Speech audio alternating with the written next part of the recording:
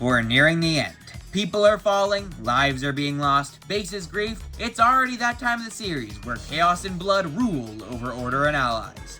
While it may seem like a tragic episode for Wildlife, it was actually pretty cool. You see, every one of the members were given a new and unique superpower as part of the wild card. These range from invisibility and super speed to triple jumps and zombie minions. The superpowers were very diverse, and as someone who has to watch all the perspectives for these recaps anyways, I appreciated how different everyone's episodes were. But enough talking, let's get talking. 7 weeks I'm still writing scripts like this? Bruh. The 4, 5, 6 Gs seem to be the place to be. Everyone's joining them. I mean, they have the original 4, Big B, Etho, they even almost had something with B-dubs. Anyway, what powers were they given? Scott could disguise himself as various creatures and critters. Pearl could fly, Big B could summon his creaking minions, and Impulse could teleport. Impulse's powers were very good, not only because he could teleport, but also he could swap positions with anyone he looked at. We'll be discussing Impulse's powers a little more later. Zombie Cleo got my personal favorite of the superpowers. She could summon zombies. Her 2 brainless zombies were the 2 former Spanners, who ironically died to their own brainlessness. She was able to summon them at will and send them on various missions, such as insulting Grian and killing Grian. Yeah, she really headed out for Grian this episode, it seems. This wasn't the only vendetta this episode, though. Really, anyone green was targeted by everyone, especially Tango, but I'm saving him for last. Joel and Jem were 2 greens, and so of course they fell under this category of must kills. They anticipated this and prepared many traps, which honestly didn't work too well for them. Their superpowers were triple jumps for Joel and ghostly spectator mode for Jem. While Jem was in this spectral form, she could actually talk to specters. While Skiz and Mumbo waited for their zombie queen to resurrect them, they could actually talk to Jem in this spectral plane. Joel and Jem eventually died. Their respective flavors of death were green on green violence for Jem and swap trap for Joel. Once Joel was able to kill, he took full advantage of it and got a double kill on Pearl and Scott. Another player that got targeted hard was Martin. Scar was bloodthirsty for Martin's blood. God, these scripts, my god, I'm a genius. Even when he did get a kill on him, Scar would just not quit. Martin didn't even have a great defensive superpower.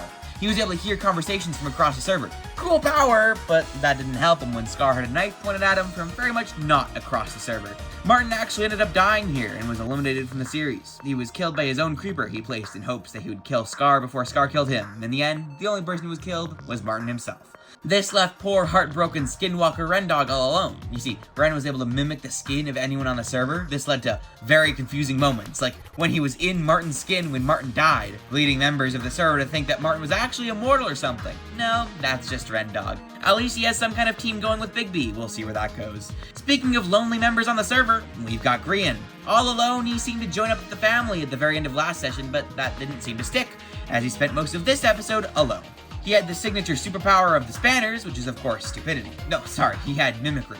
He could copy the superpowers of anyone on the server. This gave him a creative outlet to drop out of the sky while flying with Pearl's super flight powers. He was also hunted down by his former Spanner Mumbo, as mentioned earlier. He's hanging on with his red life, and because of that, he was able to exact revenge on Cleo for getting Mumbo to kill him. One creeper is all it took. He also mimicked Cleo's zombie powers to reunite the Spanners, but this went nowhere.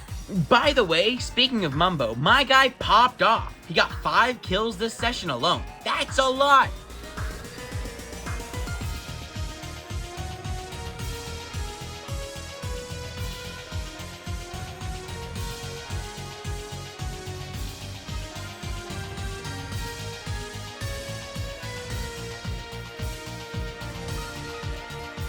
Anyway, back on track, we have the Bamboozlers. This session was a big win for them, simply because they survived. All 3 are red now, but they aren't out.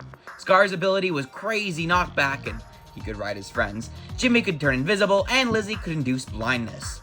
Scar utilized his power well and got some kills. 2 on Martin, as mentioned before, 1 on Scott, and 1 on B-dubs whilst he was making liberal use of his Betty Bye abilities. Jimmy also kinda got a kill. He wind-charged Impulse off the Tower of Death, popping the totem he got from the Warden last time. Well, Pearl got it, but she gave it Impulse anyway. Lizzie struggled to get traps working the whole time, but like I said, she survived till the end. In all, a solid session for these guys. That brings us to the PowerPoint affair not so tough guys. Etho had the power of super wind chargers and squeaky hammer mace that did not do any damage. B-dubs could slow down time, and Tango, oh boy Tango. Tango was the second to last green, and he was hunted down accordingly. He was part of many insane movie scene attempts on his life, and he was cocky all the way through. I mean, look at this!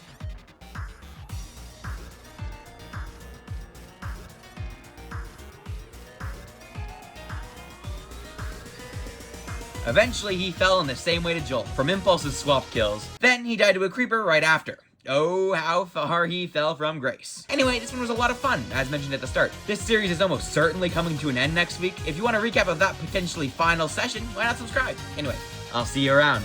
Bye-bye.